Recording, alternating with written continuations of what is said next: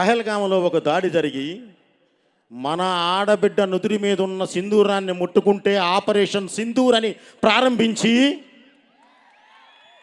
భారతదేశం అంటేనే యుద్ధం అనే మాటగా, యుద్ధం అనేది అసలు మాట వచ్చిందే, సృష్టించిందే భారతదేశం. అలాంటి భారతదేశంతో యుద్ధం చేస్తే ఎలా ఉంటుందో చూపించారు మన సైన్యం. 9 నిమిషాల్లో టార్గెట్ రీచ్ అయ్యి వణికిచ్చి 3 రోజుల్లో మోకాళ్ళ మీద కూర్చోబెట్టారు. అది మన సైన్యం. మనం అందరూ అభినందించాలి, క్లాప్స్ కొట్టాలి మన సైన్యానికి.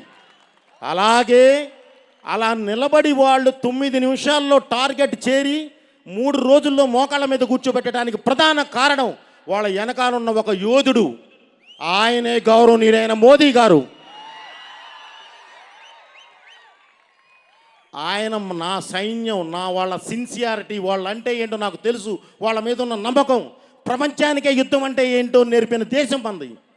ఒకసారి మేము చూపిస్తాం చూడు అని చెప్పి చూస్తే వదిలితే ఓన్లీ 9 నిమిషాలు 3 రోజుల్లో మోకాళ్ళ మీద కూర్చోబెట్టి ప్రపంచ దేశాలకి ఒక హెచ్చరిక పంపించారు. ఇది భారతదేశం, ఇది భారతీయులు అని చెప్పి పంపించారు.